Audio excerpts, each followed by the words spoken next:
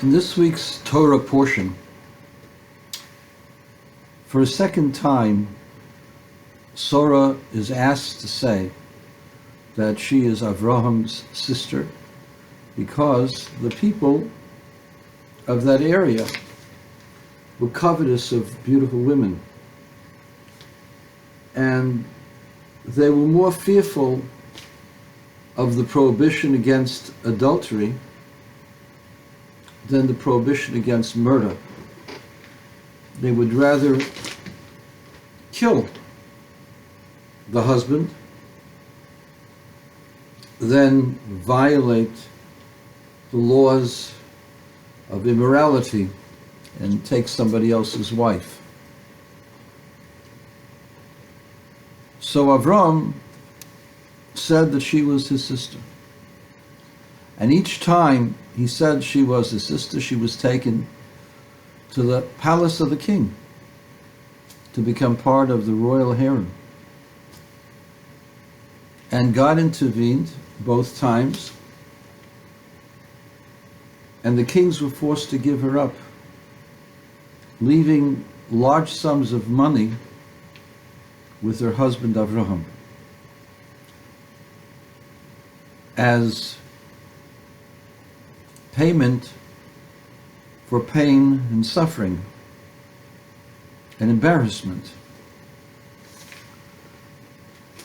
And in fact, Avram knew that he was going to be given monies by Pharaoh. Avram told Sarah, Imri no achoisi at, say that you are my sister, L'man yitav li ba'avureich, in order that it should be good for me on your stead, for you. And Rashi says, Yitnu li matonis, they'll give me gifts. How does this fit in with what Avraham Avinu tells the king of Sodom and Amorah? The king of Sodom said to Abraham, Avraham, Ten li hanefesh v'archush kachloch. Give me the lives, the people. Take the material for yourself. The wealth take for yourself. And Avram's reaction is strange. He says, Harimoisi Yodi, I lift up my hand and swear to Keil Elyon Koinish Shamayim V'Aretz, the ultimate God who has made heaven and earth. Imichut v'atzroichnal v'makach mikol hashaloch, from a ribbon to a shoelace, I won't take any of yours. You should not say, Ani ha'asharti es Avram, that I have made Abraham rich. Why is his money different? And Rashi says right there, God has promised me to make me wealthy. So I don't want your wealth. I don't want you contributing to my wealth. Wait a second. Paro did. Avimelech did. Yes, Rashi says later that when he distributed his monies to the children of Keturah, he gave them gifts. All of the monies he got from Avimelech and Paro and resultant money that came from the investment thereof, he gave to the children of Keturah. But he didn't give them to Yitzchak. Okay. But still, he kept the money, he gave it to his heirs. Those were his children.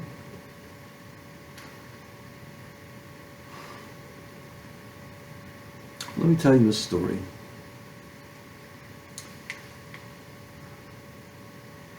The great yeshivas of Jerusalem would send mishulachim. They would send representatives to raise money for the yeshivas. There were several renowned yeshivas in Eretz Yisrael.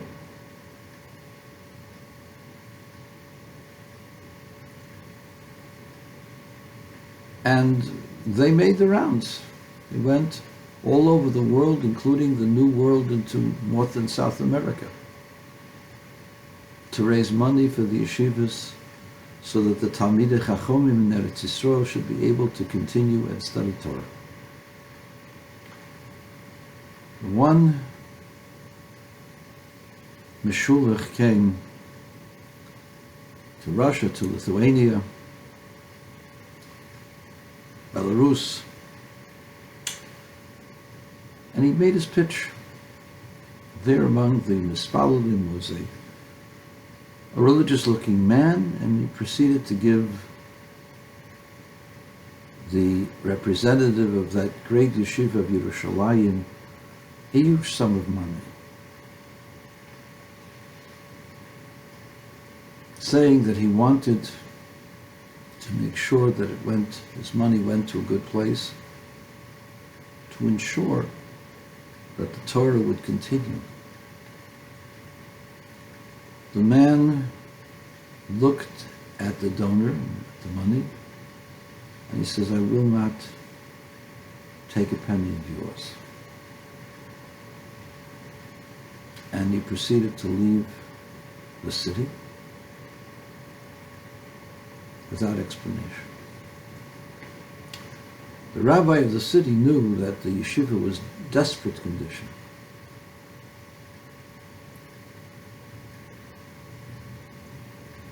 And wanted to understand why he refused such a large gift that would have relieved the pressures,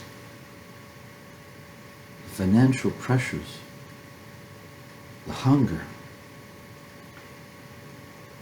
of the staff and the students of the yeshiva.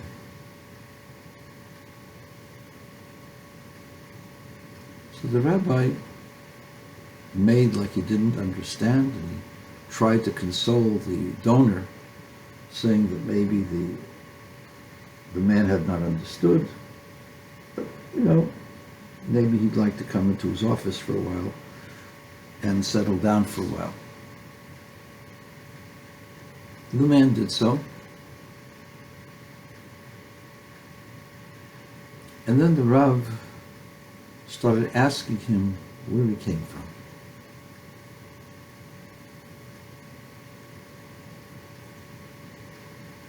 After prodding a little bit, the man broke down in tears and he said, "The Meshulach was right.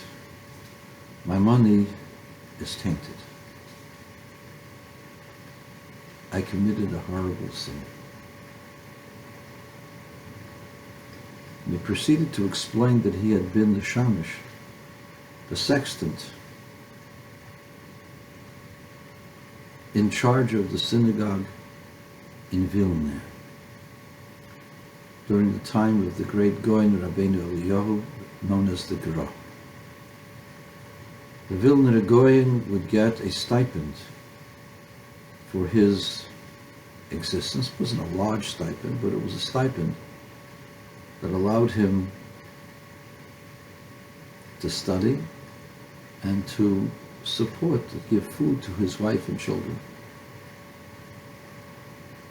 This man, the shamish, had a growing family.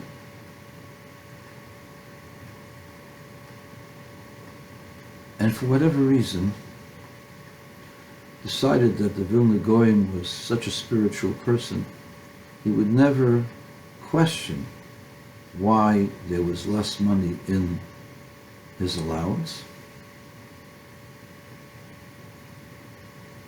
and began to deduct small amounts in order to be able to feed his own family. One sin led to another until he took away so much of the Vilna Goyen's allowance. The Goyen never said anything, never questioned, but was forced to have his children play at other people's houses at night so that at least they would have one meal a day.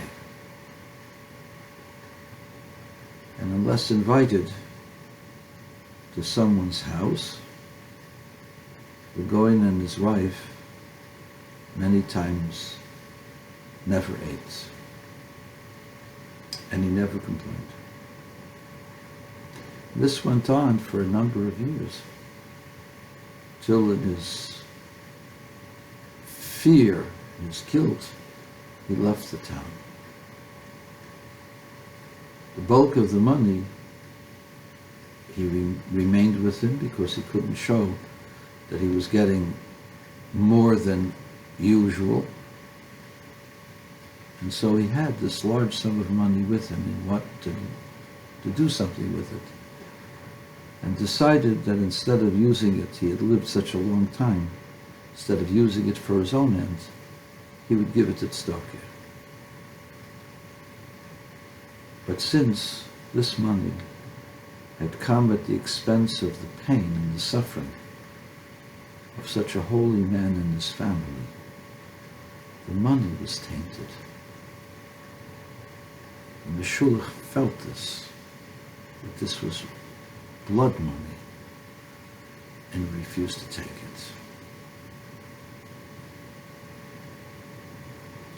Who should get the money? By that time the Vilna Goyen was deceased. The Vilna Goyen's heirs, his descendants. It was too late for the Goyen, but his descendants probably wound up with the bulk of the monies. Here too, the monies that the people of Sodom and Amorah got came at the backs of wayfarers, of people who were weak, who had their money stolen from them, whose bodies were abused,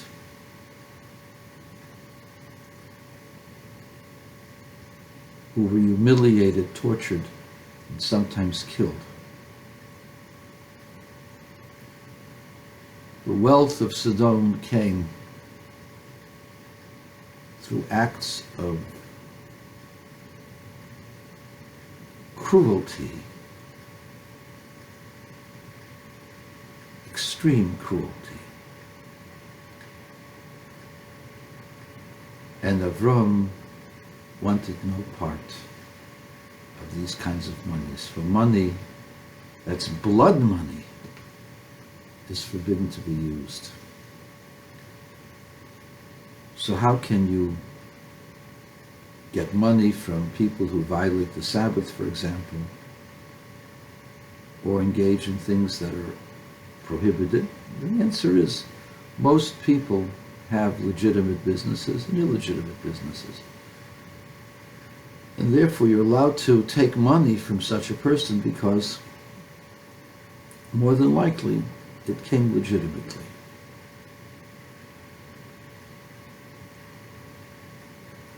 But if you know that the money came from desecrating the Shabbos, or not even desecrating the Shabbos, theft of poor people, if you know that this is money that was gotten by extorting, humiliating, hurting another human being, that's where the money came from. It is prohibited from benefiting from that money.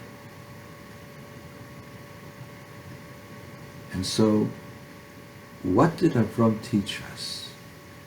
Avram taught us that wealth is important. But more important than wealth is humanity, humility, honesty, caring, charity. Wealth is based and gotten through cruelty, through deriding, humiliating, afflicting, punishing, torturing other human beings. That money is tainted. A Jew shouldn't want that money. And as I say these words, I wonder what is the permission that we have to do business in China. Perhaps we can do business with them when they have businesses that are legitimate, that don't abuse other people. But where their factories are slavery camps, where the factories torment and abuse children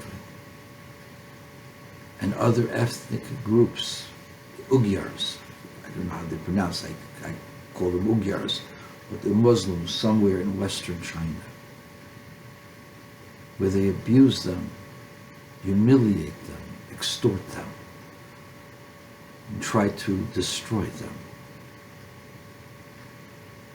Money that comes from those places, those enterprises, Avram wouldn't take,